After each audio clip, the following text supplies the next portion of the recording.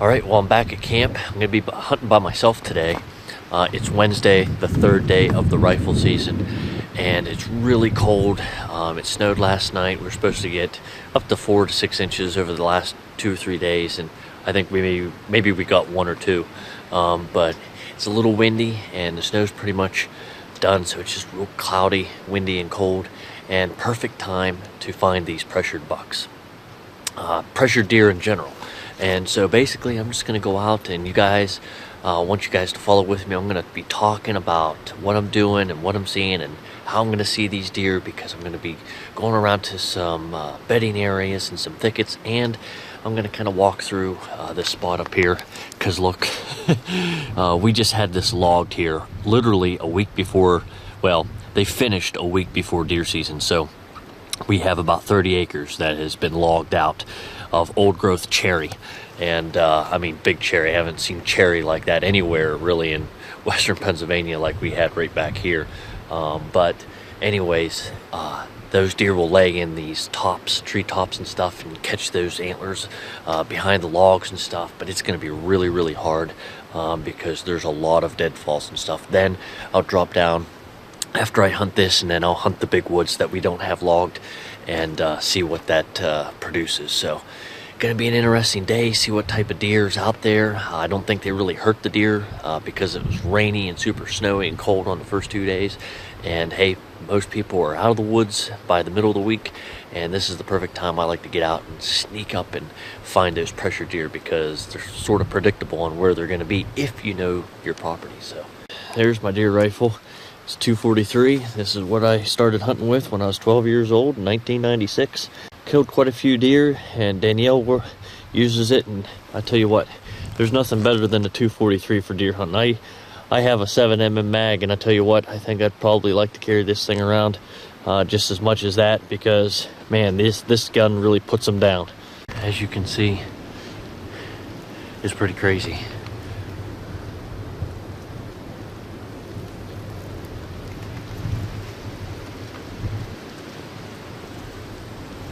You see the roof of the camp down there?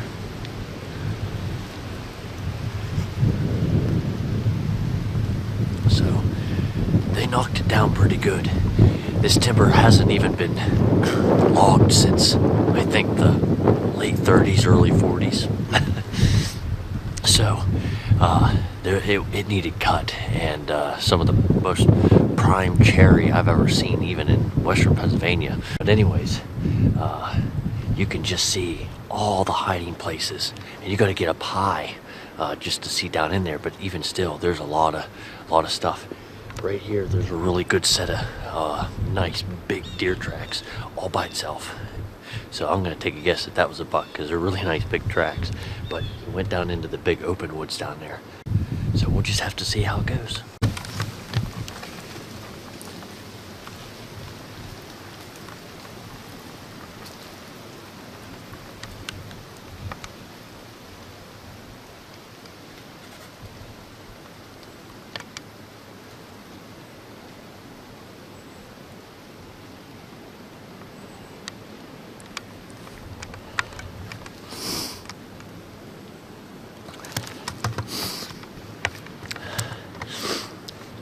Nice 8-point, real wide, not real high points, but that's a nice buck. He was bedded down right over behind this tree. I stepped on a branch, made a noise, my mistake. He got up and started walking out there and stood back and turned around, was looking back. So I just hunkered down, and I had no shot at him, so he was probably 50, 60 yards right when I just videotaped. So right off the bat, I haven't even been hunting for 25 minutes, and right there, a really, really nice buck. So I'm not sure what I'm going to do now, because he went away from me. I could try to cut in front of him, but I might just walk around the other side of the property and come back here in a little bit and see if he's hiding back in the same spot.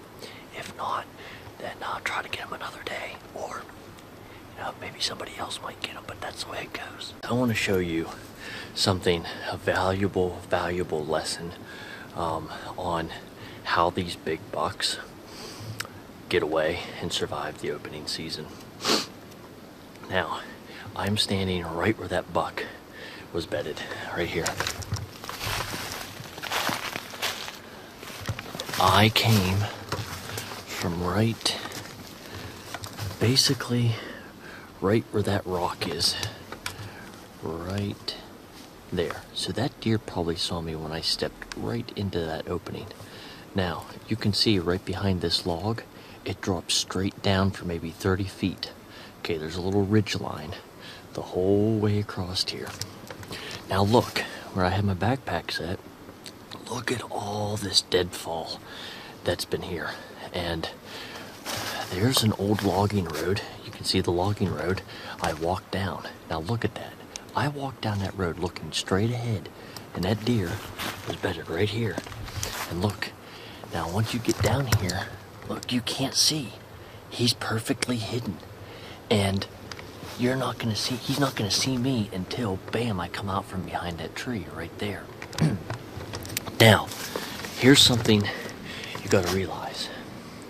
That buck, he went that way, okay? He went right up through there, okay? Now, here's the problem. That deer is not that way anymore. You know where he's at? Is way over here. Now, why did that buck almost do a 90-degree turn? He went out that way for almost 150 yards. But that buck is now over here on the other side of the creek, on the other side of the property. I've already tracked him in the snow. He went out about 100 yards, followed this ridge to where he could cut down over, cross the stream. He's back on the other side. He's actually behind me right now. Why? Why is he behind me right now? I'll tell you why. That buck was bedded right here because he was using 3 of his senses, okay? Now, look right over here. You can see that this is his best field of view, okay? He can see everything right here just by turning his head. And he can also look right here behind him. He can swivel his head quite a bit, okay? But why right here? Why? Think about it. Why is the deer not on the other side of the log? Well, obviously, if he was in between there, his only field of view would be this little ridge right here that drops off. A deer is going to use the wind to his advantage every single time, and that's the key. The wind is blowing right through all of this stuff, okay? So he wants to be able to see, okay, what comes up way out in front of him. This is his best field of view, which is right out in here, okay? Now, you can see he sat away. There's no logs, there's no nothing. He sat away from that stump so that he can get out here just to see right up in here. If he was tucked in right up against that, he wouldn't probably be able to see me until I got a little bit further out. And he wouldn't be able to turn around and look up unless he stood up. So I want to do this video because I've seen this a lot of times. What those deer do is they'll try to sit on a ridge where the wind is blowing down over the ridge. That means the wind's coming behind them, okay? If something comes up over that ridge, okay, or way out in front of them, they can get out of the way real quick because they're going to use their sight, and they can hear something coming up over that bank. They're going to get out of the way before you ever even see him. The reason why he's right here is he's using his nose to filter the air that comes behind where he can't see. So he's not relying on actually seeing something coming up behind him.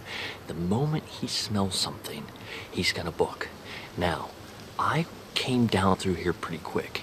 He probably may have smelled me, not sure, but he could have been a little bit nervous.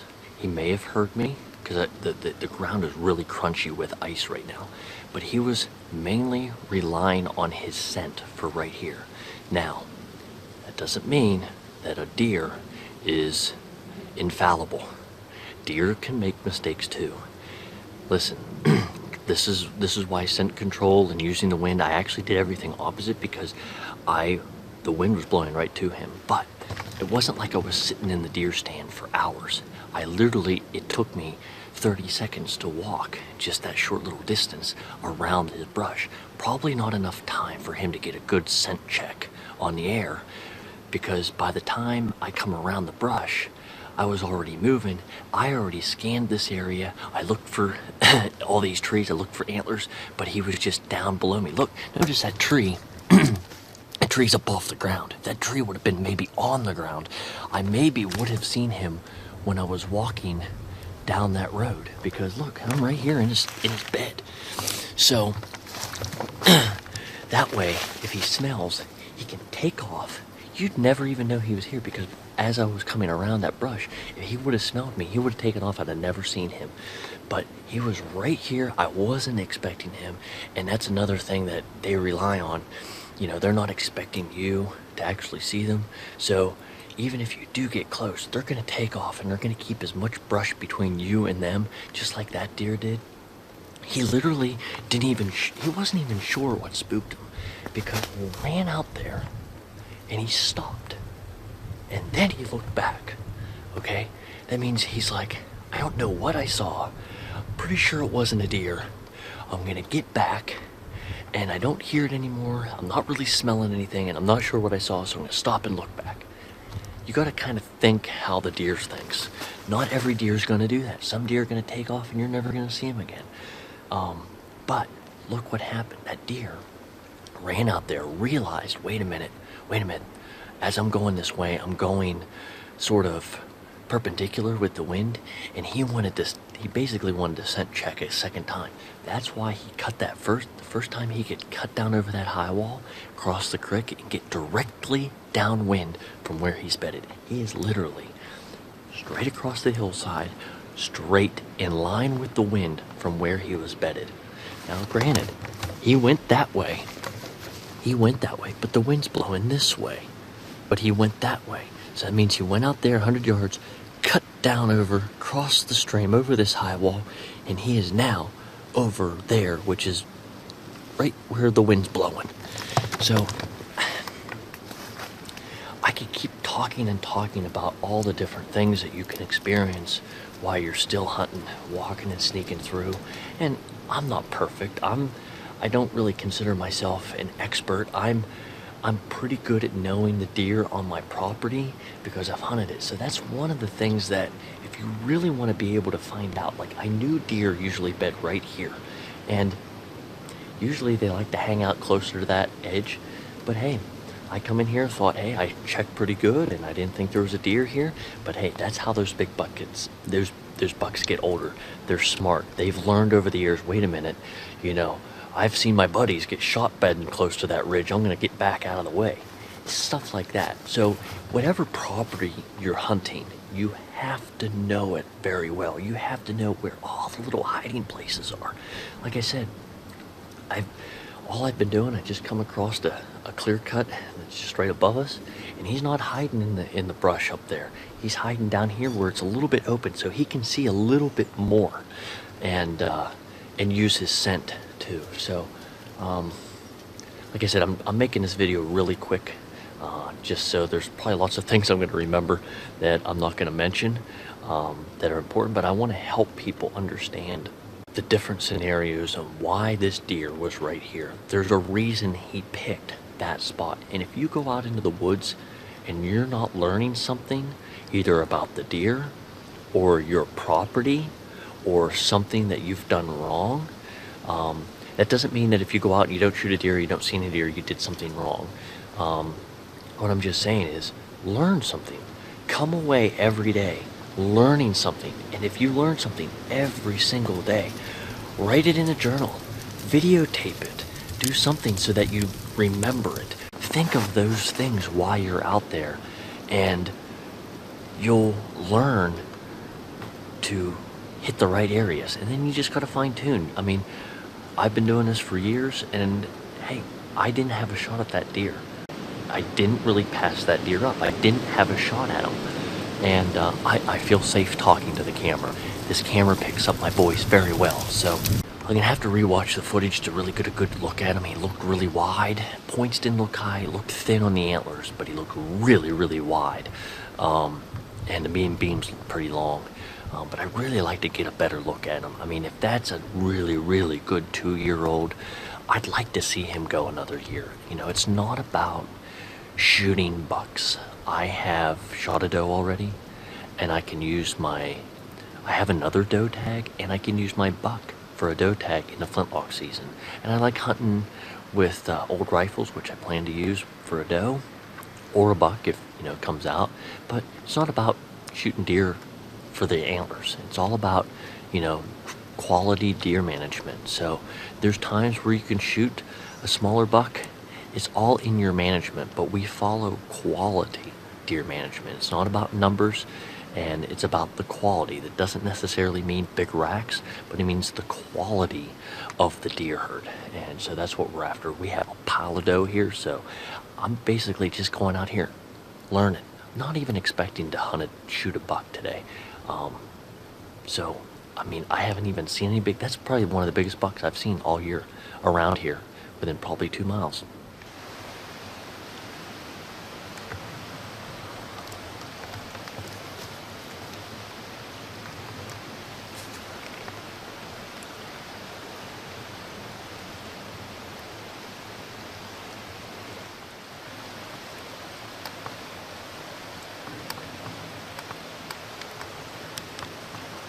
Try to use the trees to your advantage.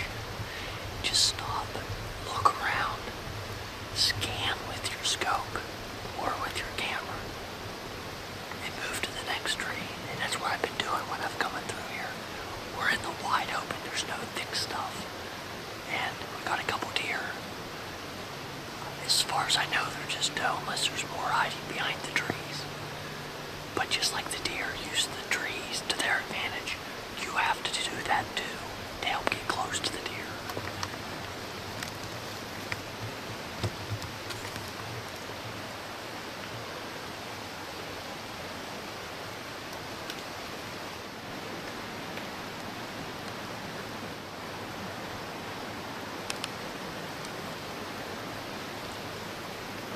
Same thing this time, but I was successful.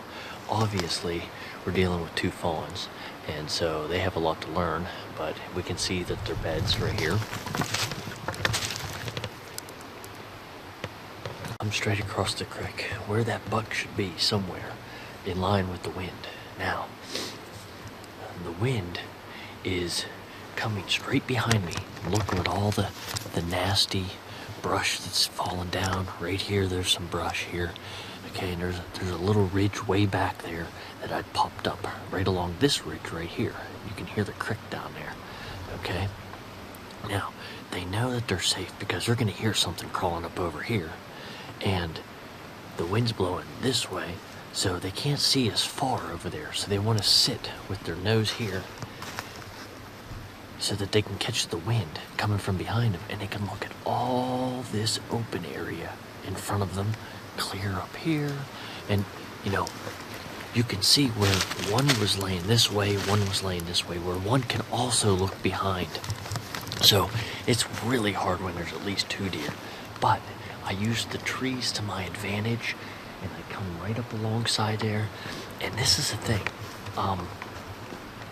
when I get to where I believe that there's going to be some deer, and I only know that because I know my property really well. I know where the deer like to bed down when it's when they get pressured through the deer seasons, is I'll walk pretty quickly till I get close to where I believe I'm going to start seeing deer. That way, I'm not sitting there standing for 25 minutes before I move, where they're going to get wind of me. But granted, I was able to sneak up through here. Hard to say if a big buck would have been here, whether I've been able to do that. I've done it before in the past right here with some bucks, but just 2 yearling doe. But that's the thing. You want to use the terrain, the wind, everything to your advantage. I also come that way. Also, just so happens to be there's a little stream and a creek right beside me that drowns out the noise. So that's another thing the deer like to That's a mistake a lot of deer do, is they'll hang up by a stream, but then the stream works against them for hearing. But there's another thing. Look at how open it is. It's really open. And they lay right here. And the only reason they lay right there is because they know. And this is what I call a historical bedding area, which means every single year I can rely on coming here when I'm not seeing deer anywhere else. I know, like 8 times out of 10, I'm gonna come in here and I'm gonna see deer. That doesn't mean I hit this spot every single time. I don't want to ruin those historical spots, meaning lowering my chances. Deer will still bed there, but I don't want them getting too used to me sneaking up and bumping them out of there. These 2 fawns, I'm not worried about it, because in order for me to go to the next spot, I don't want to go up the hill because that's another spot, but I want to come in it from another direction, only because I know my property, and that's the way I like to come into the deer, where I believe that they're bedded. It's the best chance for me to try to sneak in there without them seeing them. So like I said, a lot of it really has to do with learning and understanding your property and how the deer move on your property. If you get a good idea, generally you're going to find 3, 4, 5 places where you're going to be like, okay, I know if my life depended on it, I'm going to go here and I'm going to at least see a deer. So those are the type of places that you need to find. There's places like that on public land, on private land, anywhere. There's always places that the deer will always like. And some of those really, really good hunters that shoot the deer, shoot the same buck every year after year after year, and they're at the same stands because all of a sudden they found a really good spot. And they only found that because of experience. And so don't get hung up if you find a spot that you shot a big buck at. Do not get hung up and hunt that spot over and over and over and every year hoping that it's going to happen. Them big bucks can lay anywhere. And so what you want to do is try to find the places that you can consistently kill deer. There's a lot of places, like my pine stand, I've consistently seen bucks, killed bucks out of there. If there's other places that I've seen bucks, but I'm not going to put a stand there. I'm not going to hunt there every year because it was a random spot that the deer laid in. So you got to understand the difference between the historical bedding areas and just some random area the deer decided to bed down for a few hours. There's a difference. So there's some of the things you need to learn when you're out in the deer woods. Now we're going to keep going. We're going to walk a logging road and just kind of peek in and out of some thick areas, multiflora rows, and grapevines and deadfalls. So that's the key thing that I'm looking at today.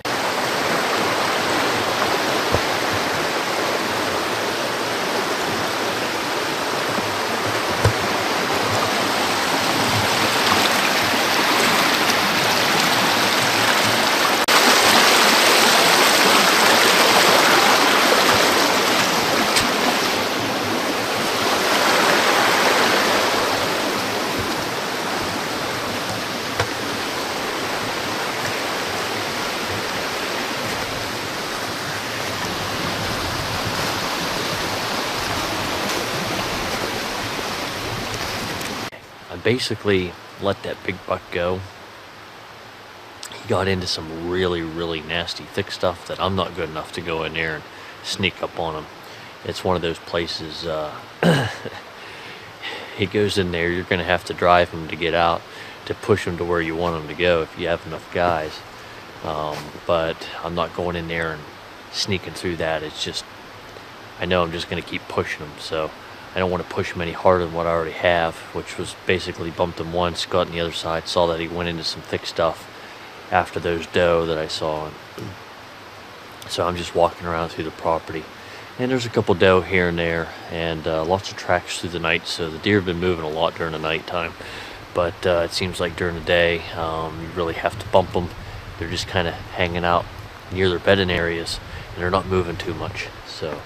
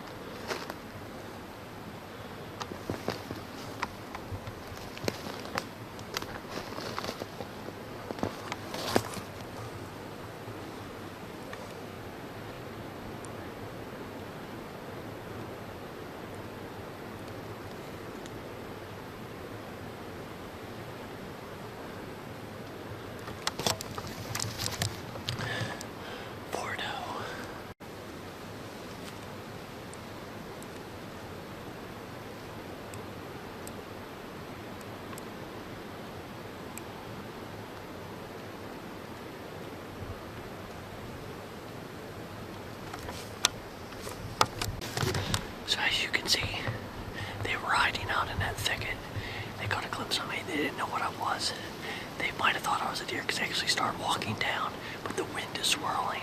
They might have picked up my scent, but they don't know where to go.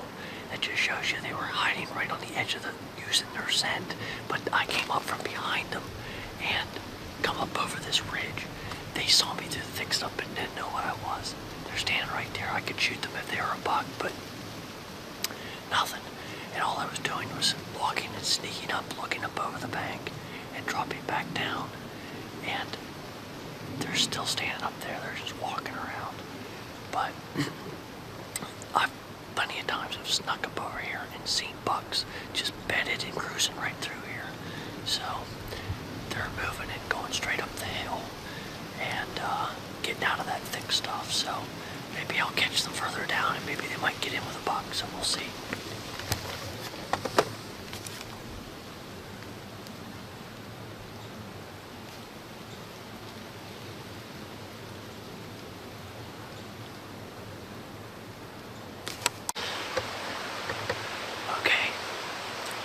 These are the types of things you have to notice. I'm going to show you something on how I just spotted a deer. You got to look for those little things that really point the deer out to you. This was a tough one.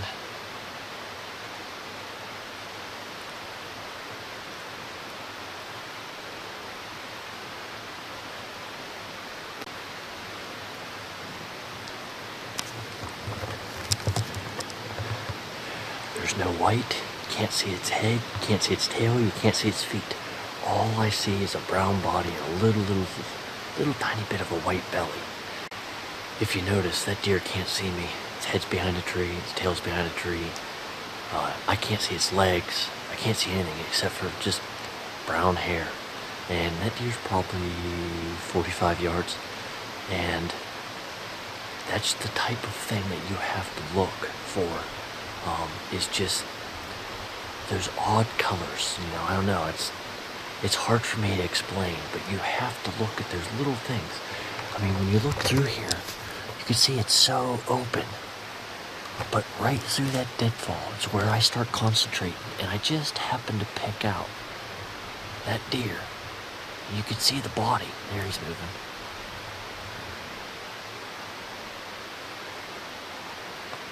Maybe he hears me. But you see, that's the type of thing that you have to train your eyes for and get used to looking towards the really thick stuff and just staring at it for just a couple seconds. And like I said, there's lots of times where I walk through and I don't see them and I bump them and I completely miss them. But there's an example right there, just walking up and seeing a deer. And it finally heard me and it's kind of trotting off, which I'm not worried about because camp is just right up the road here. So I'm on an old logging road down by the creek. So I'm not too worried about spooking any deer right in here because that deer, like I said, is only 45 yards. But there's another example of just walking around and just watching those deer. If I was looking this way, trying to look underneath the branches, those deer would have taken off running. I'd have never seen them. I thought I'd show you guys something. Right there, in this old tree stand, that's where I hunted archery the very first time. Me and my dad both got in that tree stand, and we didn't see anything, but this tree stand has been here ever since. Well, it's not usable now, but the trees are definitely dead. But look at that. You could see that it was growing right into the tree. The tree was growing around it, but definitely not safe anymore. But yep, that's where I hunted archery for the very first time. And man, those trees were way dead. But man, things been there definitely almost at least 25 years. I don't know exactly when it was put up, and I don't know who put it up, but it's been there for a long time.